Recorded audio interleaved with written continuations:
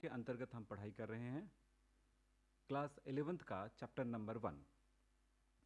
Chapter number 1 में second part है nature of matter, द्रव्य की प्रकृति।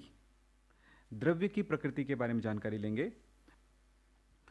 जो पूरा ब्रह्मांड जो होता है वो दो पार्ट्स में बना हुआ है। दो पार्ट है, एक है मैटर और दूसरा है एनर्जी।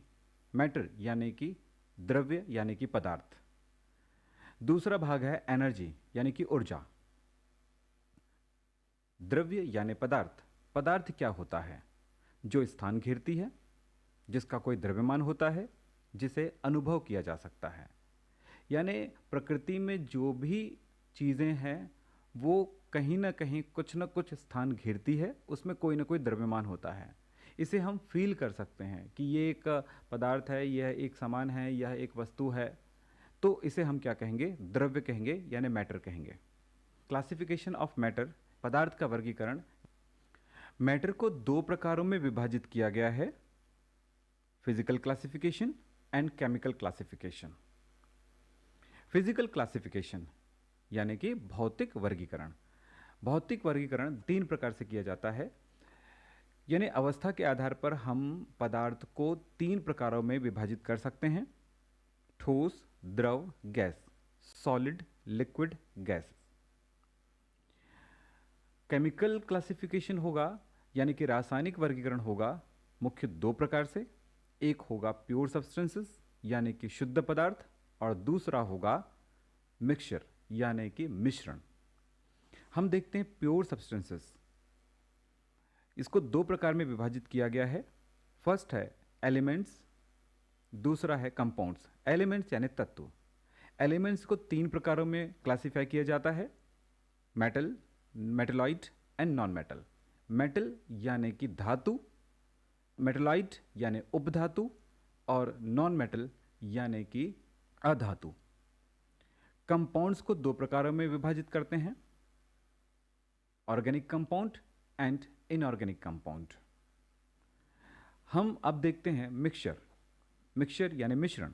मिश्रण को दो प्रकारों में विभाजित किया गया है, एक है होमोजेनस मिक्सचर और दूसरा है heterogeneous mixture. Homogeneous mixture, homogeneous mixture को हिंदी में कहते हैं समांगी मिश्रण। हेट्रोजेनस मिक्सचर को कहते हैं विसमांगी मिश्रण। Physical classification of matter. Physical classification को देख लेते हैं। भौतिकी रूप से क्लासिफिकेशन या वर्गीकरण किस प्रकार से किया जाता है? भौतिक अवस्था के आधार पर हम तीन प्रकार से वर्गीकृत करते हैं। पहला है सॉलिड स्टेट यानी ठोस अवस्था, दूसरा है लिक्विड अवस्था, और तीसरा है गैसेस अवस्था यानी गैसेस स्टेट। सॉलिड स्टेट यानी ठोस अवस्था।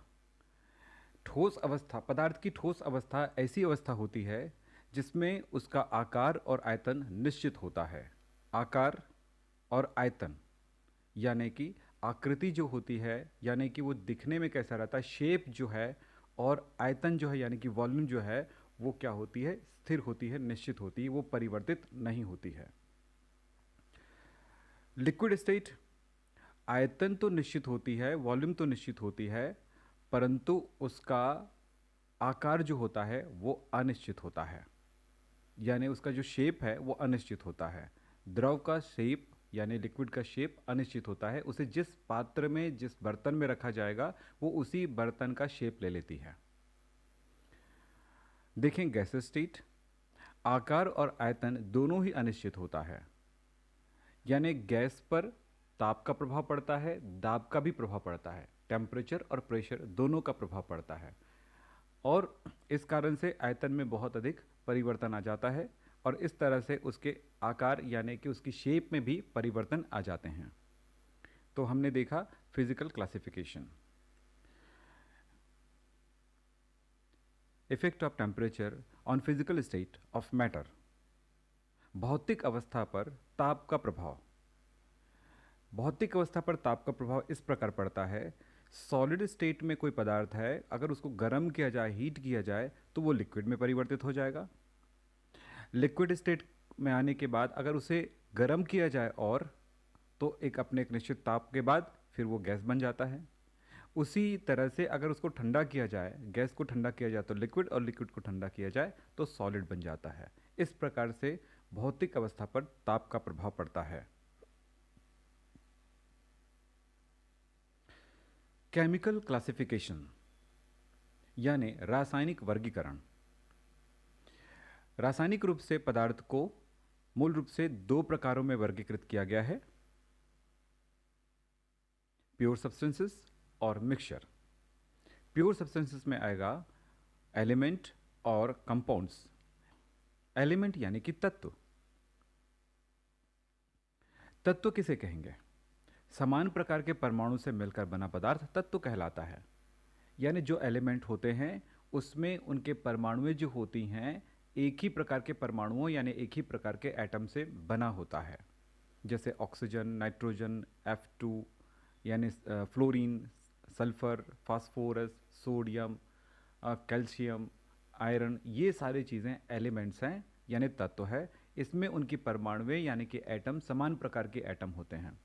यानी किसी तत्व या एलिमेंट के बारे में अगर जानकारी लेना है तो उसका एटम कैसा है, उसका एटॉमिक नंबर क्या है, एटॉमिक मास क्या है, ये अगर ये पता चल जाए तो उस तत्व के बारे में यानी उस एलिमेंट के बारे में पता चल जाएगा।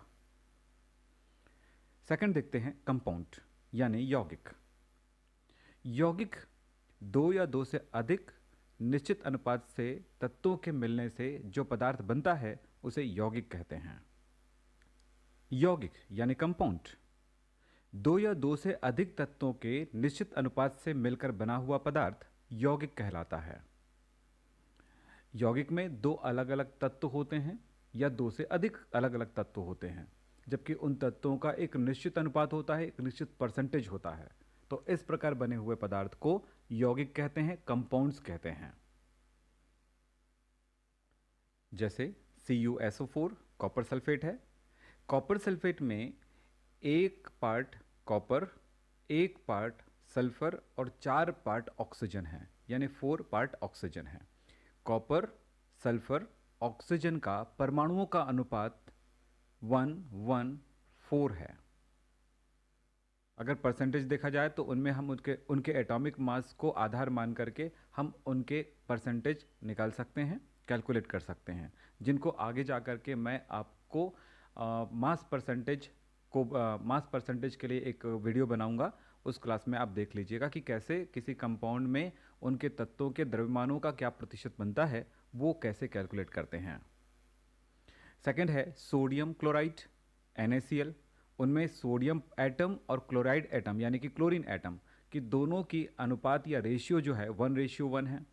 इसी तरह से कार्बन डाइऑक्साइड में 1 कार्बन 2 ऑक्सीजन। तो ये एक मॉलिक्यूल के अंदर कितने परमाणुएं आ सकती हैं उसके लिए एक फॉर्मूला बनता है। यह फॉर्मूला कहलाता है मॉलिक्यूलर फॉर्मूला। तो हमने देखा molecular formula CO2 carbon dioxide का, वाटर का H2O, इथेन गैस का है C2H6। इस प्रकार से ये कंपाउंड्स हैं। तो कंपाउंड का मतलब क्या हुआ? दो या दो से अधिक तत्वों के निश्चित अनुपात में बने हुए पदार्थ को हम यौगिक यानी कंपाउंड कहते हैं। एलिमेंट्स यानी तत्व। तत्व को हम 3 प्रकारों में क्लासिफाई करते हैं: metals, metalloids and non metals. Metals यानी धातु, मेटलॉइड यानी उपधातु और नॉन मेटल यानी अधातु। मेटल्स किसको कहेंगे, उसकी क्या विशेषताएं होती हैं, अगर ये हम समझ गए तो हम मेटलॉइड को भी समझ जाएंगे, नॉन मेटल्स को भी समझ जाएंगे। मेटल में जो गुण होता है वही गुण अगर किसी दूसरे तत्व में नहीं है तो वो समझ जाएं कि वो नॉन मेटल है। लेकिन मेटल के गुणों में कुछ कमी होगी, यानी नॉन मेटल में जो नहीं है और मेटल में जो है वो दोनों तरह से अगर दोनों गुण आते हैं, दोनों तरह की प्रॉपर्टी आती है, तो उसे कहा जाएगा मेटलॉइड यानी कि उपधातु। मेटल्स के क्या क्या गुण होते हैं ज़रा देखें। फर्स्ट, हार्डनेस यानी वो कठोर होता है। कुछ धातुओं को छोड़ करके अधिकांश धातुएं कठोर होती हैं। दूसरा, मेलिएबिलिटी यानी आघातवर्धनीयता, यानी किसी धातु को अगर हम ठोकें, हथौड़े से मारें तो चिपट जाती है, न कि टूटती है। फिर डक्टिसिटी, डक्टिसिटी यानी तन्यता, धातुओं को एक पतले तार के रूप में खींचा जा सकता है, यानी पतले तारों के रूप में बनाया जा सकता है, उसको मोड़ने पर वो टूटती नहीं है, ये कहलाती है डक्टिसिटी।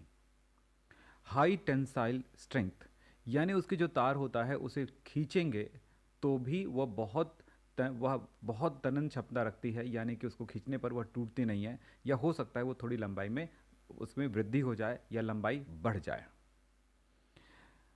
मेटालिक लस्टर, मेटालिक लस्टर का मतलब होता है धात्विक चमक। धातुएं जो होती हैं उसमें एक विशेष प्रकार की चमक होती है जिसे कहते हैं धात्विक चमक, तो इसमें धात्विक चमक पाई जाती है। फिर होता है कंडक्टर, होता है ये हीट का, इलेक्ट्रिसिटी का, यानी ऊष्मा यानी कि गर्मी उसमें से बहती है और इसी प्रकार से उसमें से इलेक्ट्रिसिटी भी बहती है। तो धातुओं की ये विशेषता होती है कि उसमें से इलेक्ट्रिसिटी भी बहती है और उसमें से हीट भी बह सकती है। तो हमने ये देखा कि मेटल में क्या क्या प्रॉपर्टीज़ है: hardness, malleability, ductility, high tensile strength, metallic lustre, conductor of heat and electricity. ये सारे गुण होंगे तो वह मेटल्स है। जबकि ये सारे गुण नहीं है जिनमें, जैसे कठोरता कम है तो वो नॉन मेटल हो गया, आघातवर्धनता नहीं है यानी कि उसको ठोकेंगे तो टूट जाती है तो वो नॉन मेटल हो गया, तन्यता नहीं है, उसको तार के रूप में खींचा नहीं जा सकता है, तार के रूप में बनाया नहीं जा सकता है, और अगर तार के रूप में बना भी लिया गया है तो अगर उसको खींचा जाए लंबे दूरी पर तो वो और स्ट्रेंथ नहीं आती है, जबकि वो टूट जाती है। धात्विक चमक नहीं होता है, धात्विक खनक नहीं होता है, तो इसका मतलब नॉन मेटल है। इलेक्ट्रिसिटी या हीट उसमें से पास नहीं होती, प्रवाहित नहीं होती है, तो वो नॉन मेटल है। तब मेटलाइड क्या है? मेटलाइड है जिसमें मेटल्स के कुछ गुण पाए जाते हैं और नॉन मेटल के कुछ गुण पाए जाते हैं, इसे मेटलाइड कहेंगे, उपधातु कहेंगे। तो आपको आगे जाके मैं बताऊंगा कि नॉन मेटल, मेटलाइड और नॉन मेटल्स, ये इनको कैसे याद रखेंगे, कौन कौन सा एलिमेंट नॉन मेटल है, कौन कौन सा एलिमेंट मेटल है और कौन कौन सा मेटलाइड है। ये अगर आप जान जाएंगे तो इसके जानने के लिए आपको मैं पेरियोडिक टेबल बताऊंगा, पेरियोडिक टेबल में ये सारी चीज़ें स्पष्ट हो पाएंगी। तो आगे की क्लासेस में इसको देखेंगे। अब देखेंगे कंपाउंड्स यानी यौगिक। यौगिक दो प्रकार का होता है, इनऑर्गेनिक कंपाउंड और ऑर्गेनिक कंपाउंड। Inorganic compound